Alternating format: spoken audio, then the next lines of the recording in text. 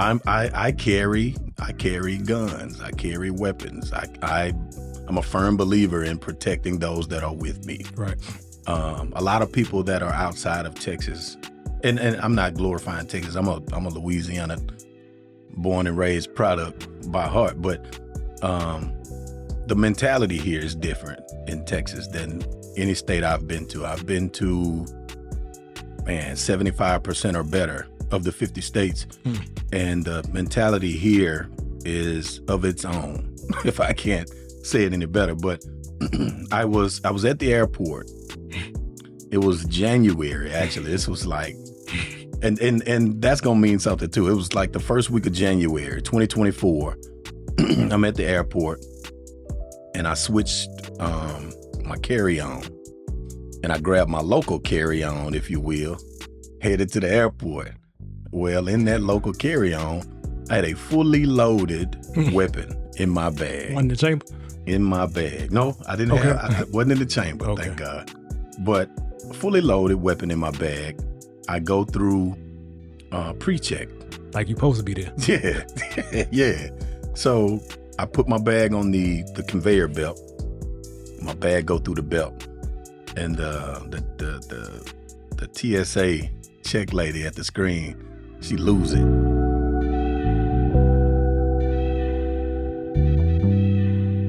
You own it. That was brilliant. It's on you. We recording? Yeah, everything gone. Timer? Yeah. And just like that, we live.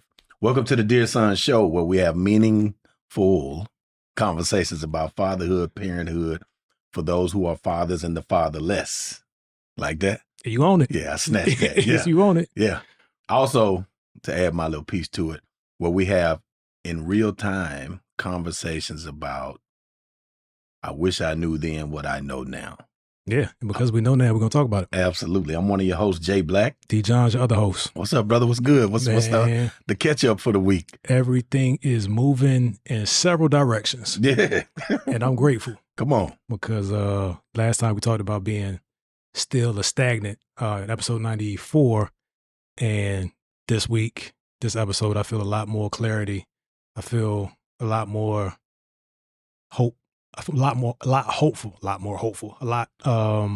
hopeful for what's to come, right? I was some things that I was worried about, which worrying didn't change anything. Yeah. So I'm in a good space, man. So let's have a good pod. What's good with you? Everything good, man. It's summertime. I'm checking boxes. I got a lot of movements coming up this summer. So I'm checking all my boxes before everything is active. I'm out of the country a couple of times for this summer and then some other stuff. So I got a lot of ducks to get in a row. Let's just say that. Traveling is good, man. How have you been out the country? Not to be go shading up, but how frequently have you been out the country before? Now? This will be my third time out, and it was I had some issues that were preventing me from going. And I got all of those issues resolved to where now it's catch up time. And just in time, because of the first is actually a tribute, man, to others seeing in you, not necessarily that you don't see it yourself, but other people seeing something in you and they're like, I need you in this place right here. You wouldn't believe what you're about to see. So that's exciting. That's dope, man. I'm grateful that I had the opportunity to travel abroad. It's not necessarily all the places that I wanted to go. Afghanistan, Iraq, was in Haiti a couple months after the quake. So I saw some things and it gave me perspective of being grateful. What matters most. And then, as I mentioned before, I was able to travel with my family and live abroad for a few years in the UAE. And just the way that developed my children, letting your children see the world, man. I used to say, show your kids the world and watch them grow. Yeah. Right. And that's not a uppy statement. That's just, I was blessed to have that opportunity, man. But speaking of you getting through the airports, something that in our delay, in our pause this year, we didn't really get to address. You hit me one time and you about to travel somewhere, and for whatever reason, when you hit me, it was weird because you were supposed to be like on a plane or something. Yeah. And what happened? Dare you discuss? Dare I discuss? We'll take it from the top. Okay. I'm a resident of Texas. Indeed. So I'm not born and raised. I see what you're doing. I see what you're doing. Yeah, so yeah, that's context. I see what you're doing. So that'll mean something in a minute. But I live in the great state of Texas, as they say here. So I exercise my right as the good majority of the people here 98.9% do as well. I carry guns. I carry weapons. I'm a firm believer in protecting those that are with me. Right. A lot of people that are outside of Texas, and I'm not glorifying Texas. I'm a Louisiana born and raised product by heart, but the mentality here is different in Texas than any state I've been to. I've been to 75% or better of the 50 states. And the mentality here is of its own, if I can't say it any better. But I was at the airport. It was January, actually. This was like, and that's gonna mean something too. It was like the first week of January, 2024. I'm at the airport, and I switched my carry-on, and I grabbed my local carry-on, if you will, headed to the airport. Well, in that local carry-on, I had a fully loaded weapon in my bag. One in the chamber? In my bag. No, I didn't have, I wasn't in the chamber, thank God. But a fully loaded weapon in my bag. I go through pre-check. Like you're supposed to be there. Yeah, yeah. So I put my bag on the conveyor belt. My bag go through the belt. And the TSA check lady at the screen, she lose it.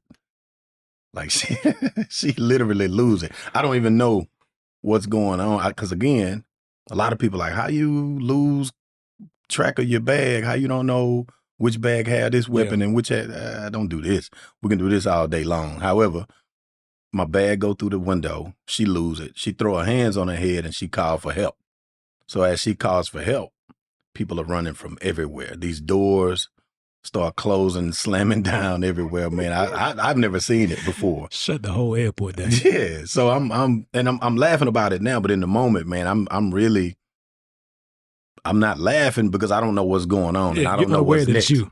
Right. I don't know what the next step or phase of this whole thing is. So I'm kind of like, I'm worried about what this looks like. You know what I'm saying? And my wife's standing there with me because she's traveling with me as well. She's like, what's going on? And I told her, I say, based on how that lady acting, I think my hammer in the bag. So she was like, you kid. Nah, I think my hammer in the bag.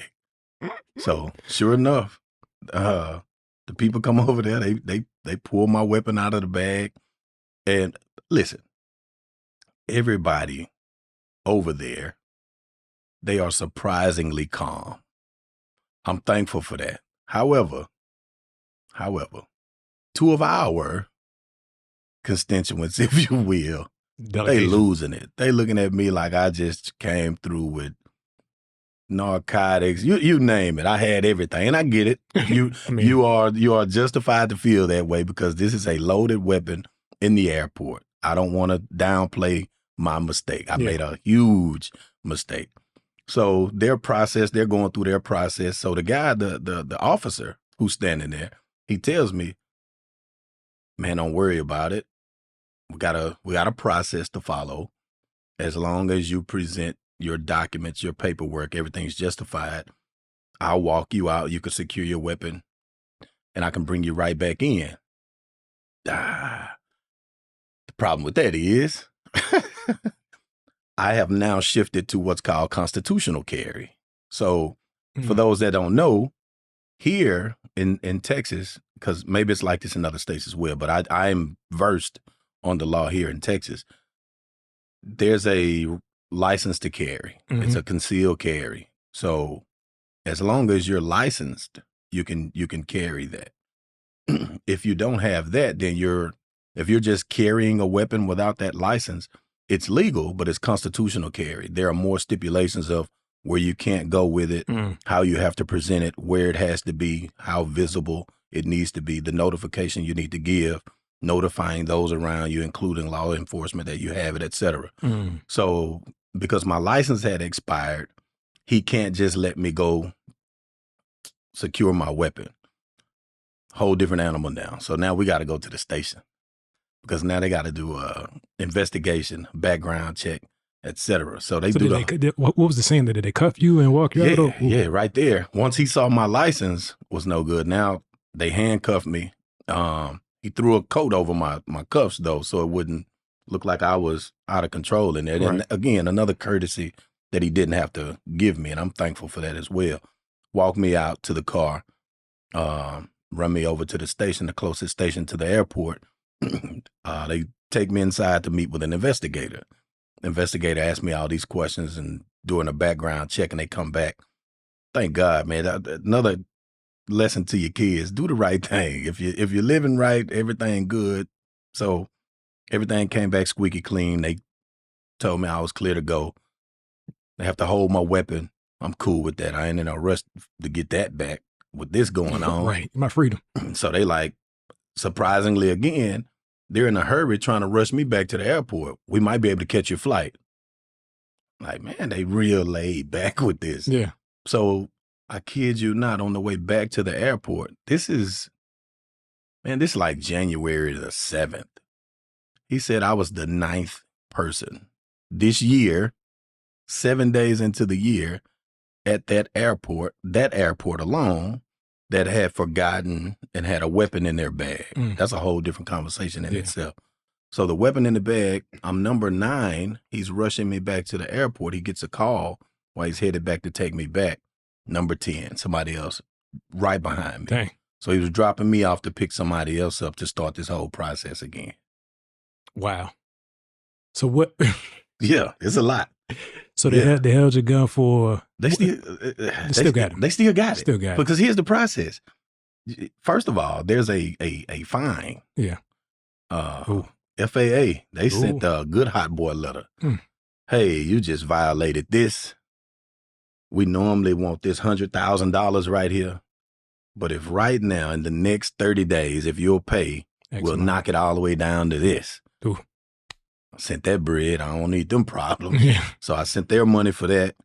That starts the next step. So the next step is you have to go before, or your name rather. Your name goes before a grand jury. And so what that does, grand juries, they sit, I think it's grand jury. I'm 99% certain it's called a grand jury, where what happens is they run cases and scenarios by this jury to determine. And if they say, hey, that needs to go to trial, or y'all can actually beat that case or get that conviction rather. If a grand jury determines that that's a liable or viable rather case that they can get a conviction, they send it to trial. If they look at it and they're like, the judge is going to throw that out or that person's going to beat that hands down, I think they do no contest or whatever the case, and they throw it out. So obviously once he ran my background check to him, that took another couple of months. So I called, I'm communicating back and forth with the investigator about it, asking for the status. So by the time it actually got heard, as they called it, they threw it out, which he told me they were going to throw it out. So once they threw it out, then he has to send what's called a clearance down to the weapons room. They put a tag on your weapon. So now that tag has to clear. So now that the clearance tag has to clear your tag. So now he says, okay, we'll do an over-the-phone background check, or you can come in or go submit one. So we did the over-the-phone background check, asked me a lot of questions again. So now he says, okay, this happened January of 2024. We're now, what is this, June? June of 2024. And as of last week, we just got to that background check portion. And he said, everything's good. I have to present on your behalf 6 to 8 weeks. You ought to be able to come pick up your weapon. So does that impact your ability to have a weapon at all? No. Or just getting that particular weapon back? No. And I'm glad you asked that, because again, we're here in Texas. Yeah. Every person that heard about this story, go buy you another one. Go buy another one. It's going to be a while. they'll release it. It's probably going to take about 4 to 6 months. Go get you another one. Go get something else. Replace it. Get this. I was like, nah. To me, I feel like that puts me on the radar. They're like, what are you up to? Why are you doing this? They're going to be doing all of these background checks, but you're going by more and more and more weapons while they're looking into why did you make the mental mistake to come through this airport with this loaded weapon in the first place? And the next thing you want to show them is, I'm just going to go get another one until y'all give me that one back. My mindset wasn't on that. Right. That's like the, it's an East Coast rap you might not be familiar with. Joel Santana from Dipset got caught with his in the airport. I like that boy, man. Yeah, okay, cool. Yeah. And I don't know if he was licensed or whatever, but he ended up in the airport similar. And when it's not somebody in close proximity to you, you automatically go to, how could that happen? I know you. You know what I'm saying? And I'm like, when you were telling me the story, matter of fact, you didn't. This is the first time I'm getting the whole story because as you were telling me, I was like, we gotta put this on the pod. I want to hear it on the pod first time, but we let the mom slip. What was your experience or like your history with guns and gun culture growing up? Because I kind of want to walk like that, and we talk about my experiences as well because I've been shot at a couple times, been driving when somebody got shot. Yeah. And there were things that I was very dismissive of at a young age. Right. That now that I have children that are at that age when these things happen to me, the gravity kind of sets in. But what was your experience like? Were guns just common? Yeah. Shreveport? Yeah. Shreveport, Louisiana, born and raised. So I've had more experience or exposure to guns than I care to acknowledge, but just I didn't grow up, committing crimes or robbing people or stuff like that, but I've been robbed at gunpoint before. I've been in shootouts, not an active participant, but just in the wrong place at the wrong time, man. They flying. I've been in the military. I'm certified on several different calibers of weaponry. So I've been trained how to properly handle it, how to discharge, how to disarm, et cetera, et cetera. It goes on and on. So my level of responsibility with a weapon now, you would think that's the first assumption. You'd never do that. And that brings me to a point. The blind judgment we have.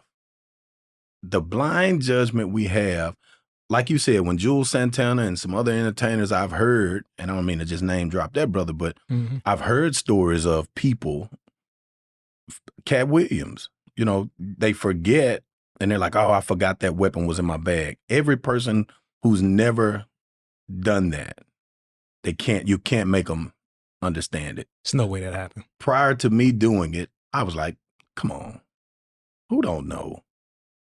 Me. So I kid you not, I'm standing in my clinic about 2 months after this happens. Some older gentlemen are in the clinic having a discussion about that very thing, not knowing who's in the room. There's a life lesson right here because a lot of people do this very thing a lot. And I'll tie this into some other areas.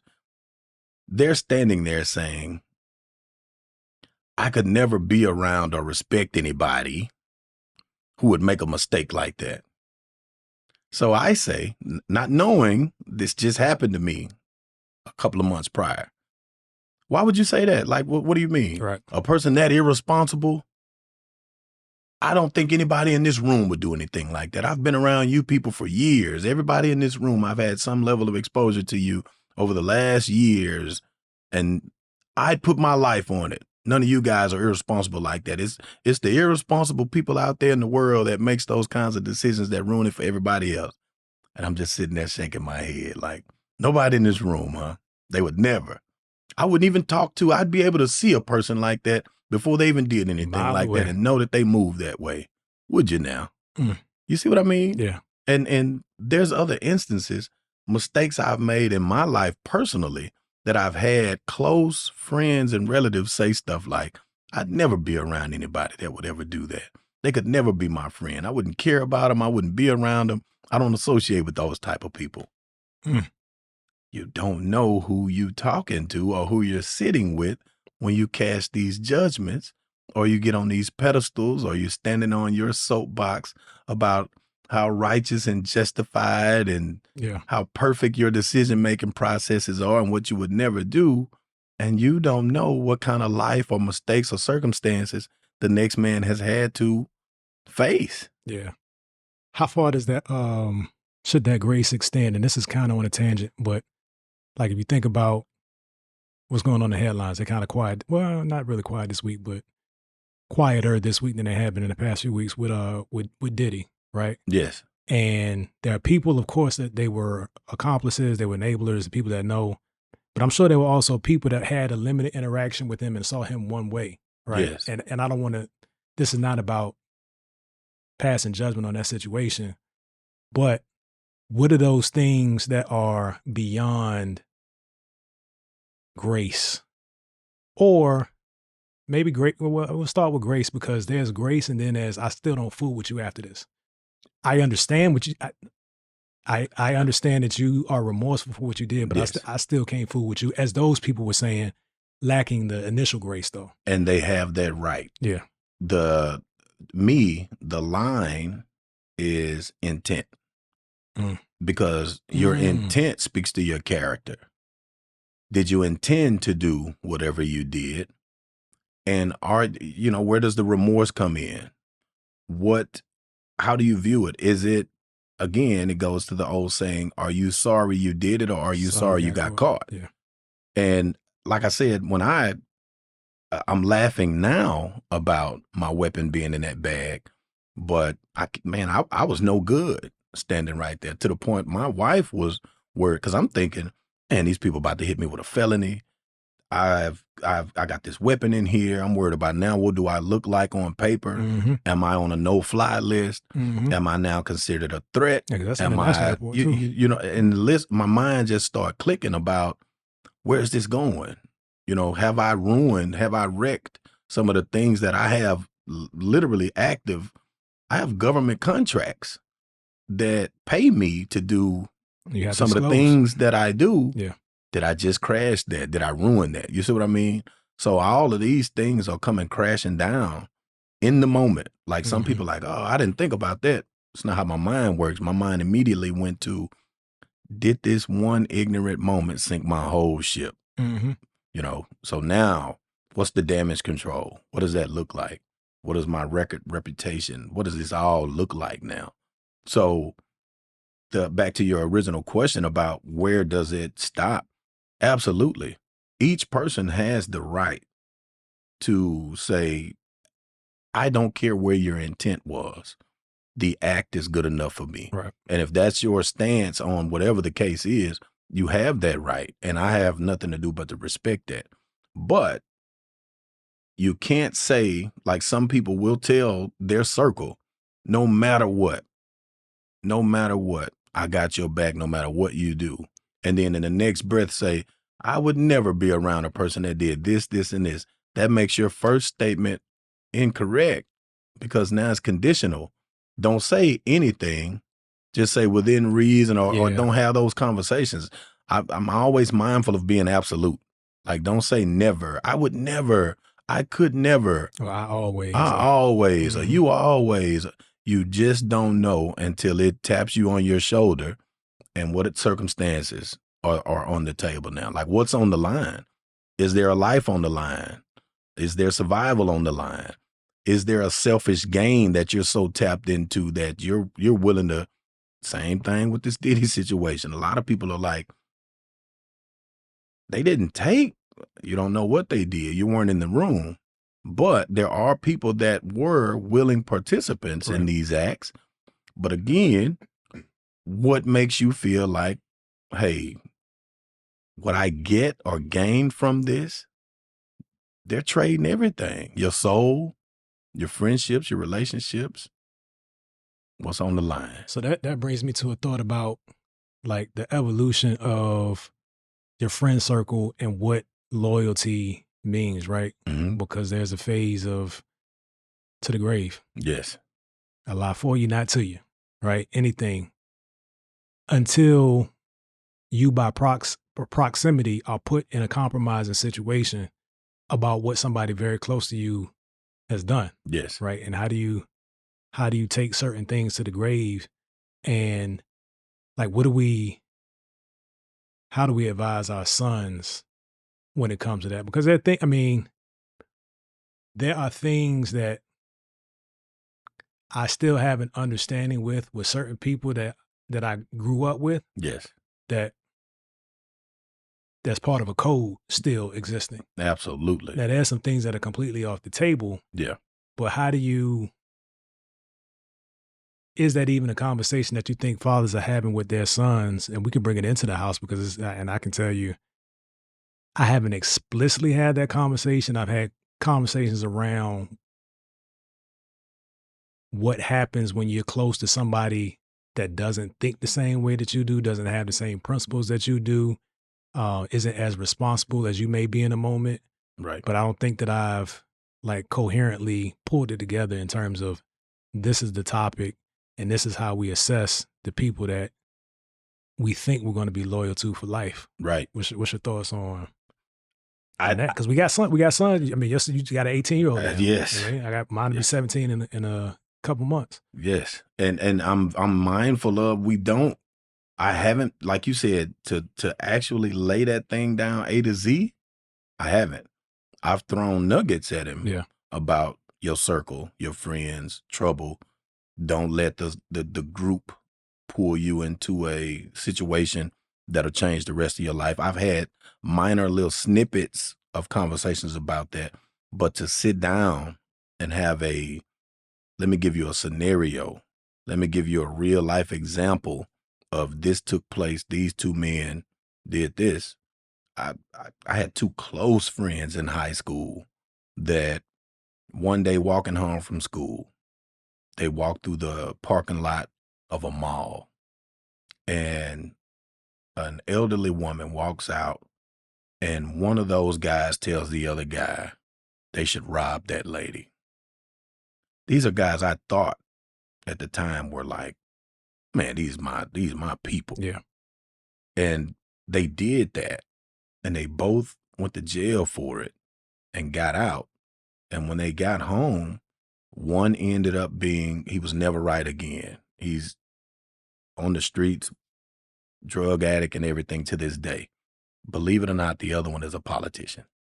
I believe it completely. He's a successful, thriving, and to my understanding, he's the one that presented the idea to carry out the act. And he's a successful politician right now. And I dare not say anybody's name. Right. But expunged. Right. Yeah. So now you have to be mindful of, that conversation with your children has to be the importance of surrounding yourself not just with people that you like. You have to really get to know somebody. Like that on the surface stuff, or everybody at the school likes this guy, so it's only natural that me and this guy or this cat get along. That's not the case. That means nothing. They can love him or that person to the end of time. But what is this person doing when he thinks nobody's looking? Because that's the character. If he thinks he can get away with something, will he do it? Yeah. And now that's where you put your allegiance into question. Because now if you're aligning yourself with somebody that you're going to continuously have to cover for, you need to get away from that. You're having to cover too much. Yeah. You know, that's a problem. Yeah, I had enough experiences with guns, with shots flying, being silly enough to grab a gun and walk out the house thinking something's going to happen. Thank God, you know what I mean? It didn't work out the way that it could have in my mind. Mm-hmm.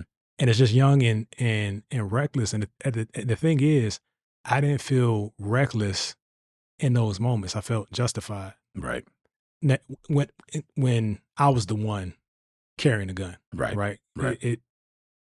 It made sense to me in the moment that this was a justifiable thing to have in terms of protection, or because of something happened. I had situations where, I won't say names, called like, yo, so-and-so, I'm saying, I got a problem here. I don't know if I'm able to get out. Right. And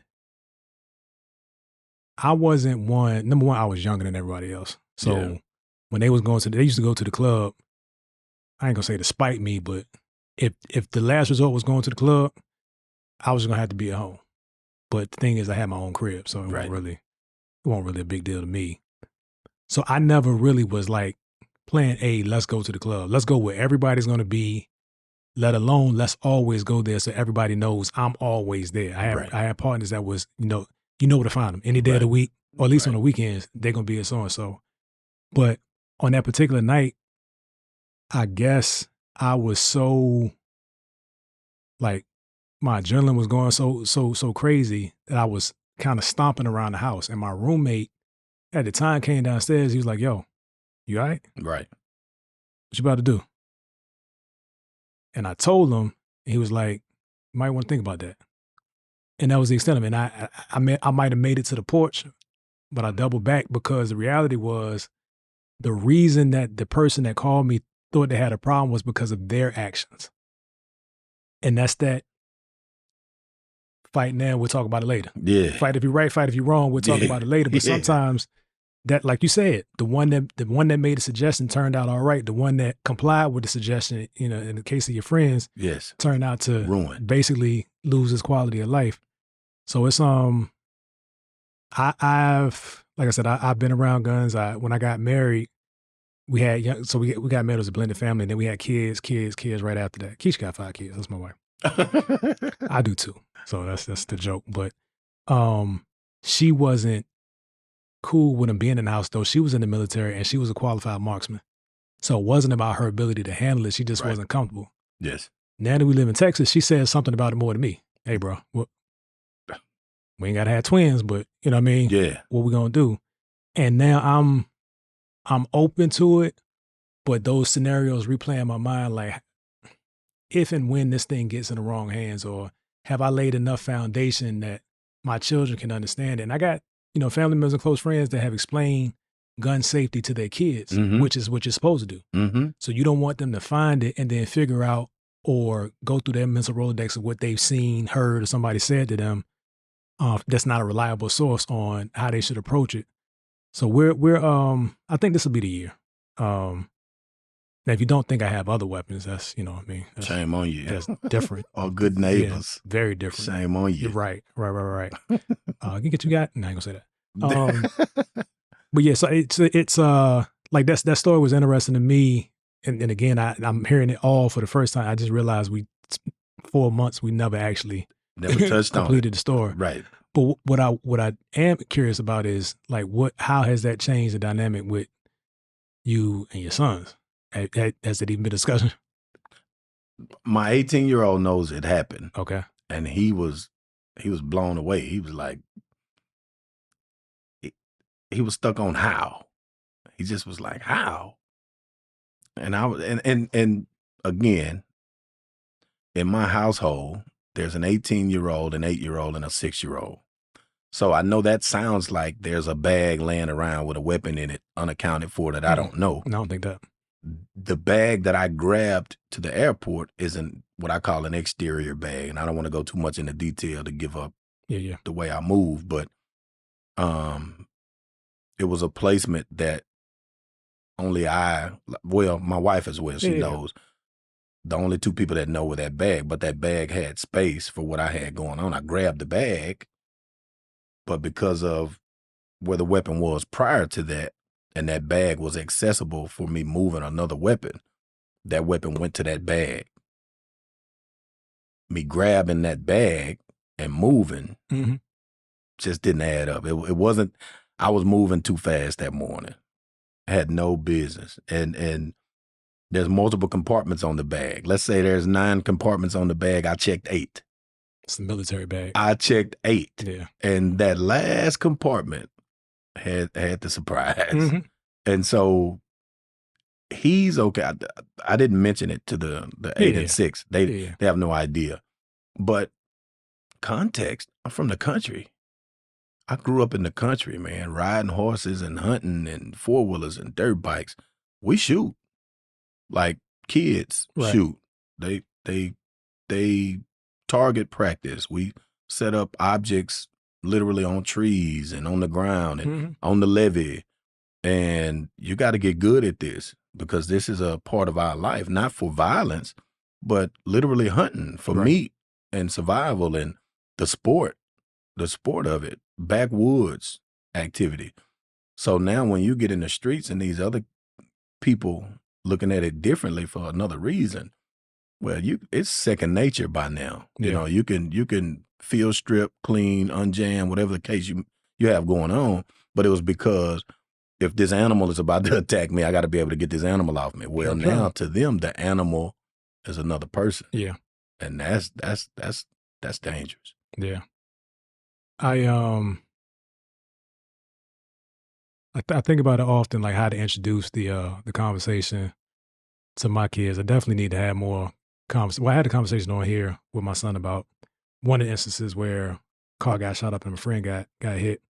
So he understands the gravity of gun violence and being there for people in situations that they put themselves in that maybe don't warrant you putting yourself in between them in that situation. Yeah. Because what happened with me is the person that had the beef was up the street. We got shot at, right? And we were going to be the first. We were the first line of defense, not by design, but just how the night went. Yes. Right. It was. I saw something. We were in a couple of different cars, and something caught my attention that I didn't feel comfortable parking and walking back to a certain place. I'm like, hold on, this don't look right. Right. And maybe we became. I shouldn't say. Well, me not physically, but property. But my boy, he got shot in the shoulder, grazed in the shoulder, and I don't want to make light of that. Saved somebody's life because the way that they were positioned, the only reason somebody didn't die was because the gun initially jammed, and I was in the car trying to peel out. So imagine walking down the street. If a gun jam, what you gonna gain about 15 feet trying to run. Yeah. And then it's on the pop, and I don't know who else of that group had a gun, but it was the one person. So yeah. But nah, man, I thought that was I appreciate you sharing that with the family. Man, PTSD a little bit because after that, I kid you not, we fly quite frequent. So that happened January, like I say, first week of January. I caught the flight. I had to fly again next week. Mm-hmm. And as I'm getting closer to the check-in, Security. My heart pounding. Right. I've looked in my bag 22 times now. Is your name on the list now? Or man, they took my pre-check though. Oh. And hey, 5 years. Small sacrifice. Ooh, they told me I can't pre-check for 5 years. Clear is better. I'm not downplaying that. I was out of line. Yeah. Absolutely. It's for a gun? A gun? Right. Loaded? Right. So I'm again, I was surprised that they were letting me fly that day. Yeah. They were like, you can get back on this plane. You good. We got. Yeah, the problem's we secured the problem threat. Will be here when you get back. The problem is regardless of what you do today. Listen, everything after that, I had to go I started doing some checking on myself. Like, hey, I'm good with this. I still got this clearance. I got this. They were like, yeah, but. Yeah, clearances sometimes, I know from the federal perspective, you have a duty to report it. Boy. Because it's not like an automatic thing that they find out, but. It's worse if you don't say something. Mm-hmm. Yeah. So those days are hopefully over for me. I think I still have a clearance. It's not attached to any contracts, but I had my last secret clearance interview process 2018, I believe. Mm-hmm. So it's 10 years. So we'll see. Anyhow, man, let's land this plane, bro. It's your episode, but and I know we like to tie in. And let me show you how this ties in. Mm-hmm. There were several messages in this episode, and so you can call this the follow up. First off, the biggest thing that stood out that we pointed out was being judgmental, not understanding who's in the room. Read the room. We have an episode coming up called Read the Room. Indeed. But sometimes not everything in your head or in your mind needs to be said. Or do a better job of communicating with people before you say what you will and won't do and who you could never be around or hang around. Yeah. Without knowing if you're offending or poking somebody that's in that room. But awareness, heightened awareness, because the thing you say you'll never do, it could happen to you. Yeah. I think it's important to, like you said, read the room in terms of being mindful, not to necessarily abandon the conversation, but introduce it in a way that facilitates an actual conversation and not contention or, a combative tone or people like going to those absolutes. Right. I think another thing is not to take anything for granted, man, just because you haven't experienced a situation with guns and gun violence doesn't mean that you won't, or your children or somebody close to you won't. Unfortunately, they may be in a situation, right? And God forbid anything happens that's fatal or any kind of injury, but not talking about it doesn't help them be ready, any better. Right. So, like I said, when my son he'll be 17 this summer, going to a senior year. I know your son's going to senior year. Sending one off to college, that's another thing. Yes. Sending my daughter off to another state. Yes. Guys don't even differentiate between what's appropriate interaction with a man or a woman. You heard the cases of guys asking for a number or the girl not being interested and they smack them or they shoot them. Those are the things that kind of grab a corner in my mind at times. And I know ultimately God is in control. Yeah. I just I have to figure out some kind of routine that makes me go to sleep every night because I know I'll be crazy. Yeah. Anyhow, man, I'm not sure. No, I know we didn't cover it at the top, but still, it still holds true. Like, share, and subscribe. Shake the rust off. Yeah. We are still at it. I don't want to throw this at the end either, man. Sometimes you say the best for last, but there's a lot of followers that saw this special certificate surface this past week. Let's get it. There's about the Dear Son Network. The network. You want to tell us something about the Dear Son Network, sir? Went through the process, man. It's something about laying the right foundation in any business, and you know that. Yes. So sometimes things start off as a cool idea. Sometimes they might, generate some income.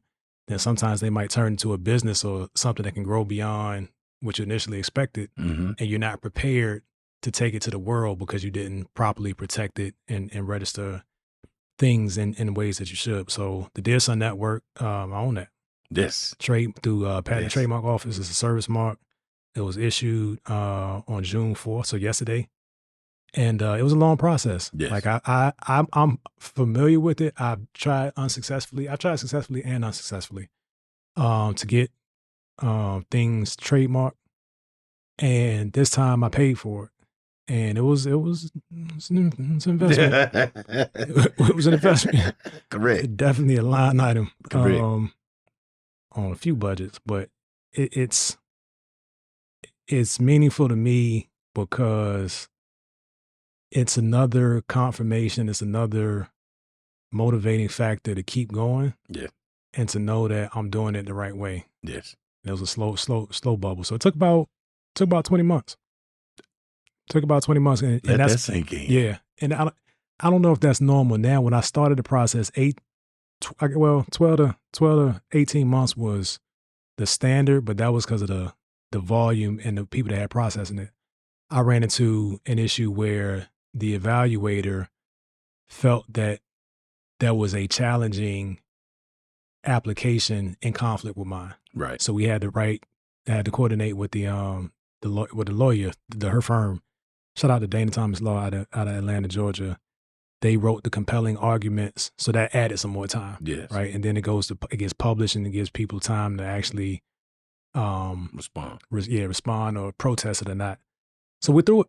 But yeah, the Dear Son Network, which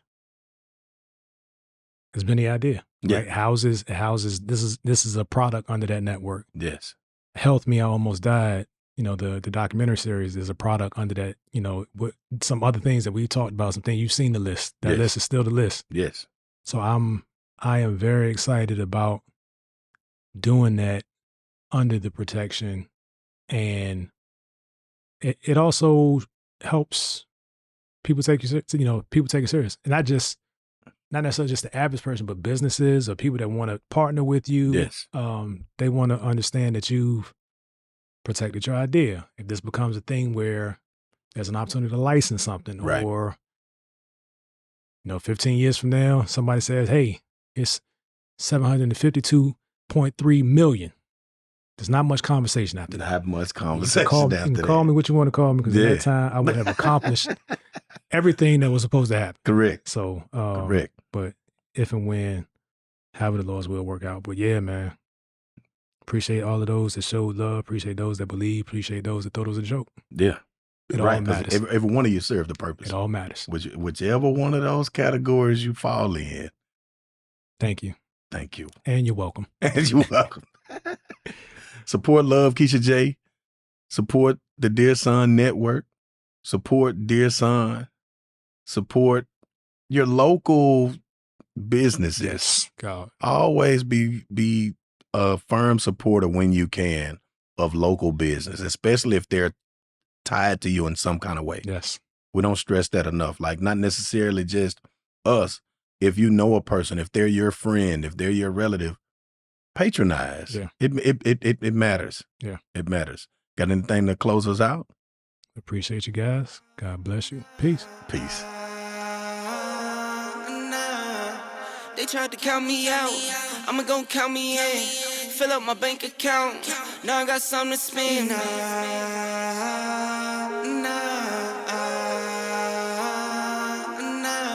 1, 2, 3, 4, 5, 6, 7, 8. I just pull it out and count for nothing when I'm feeling great.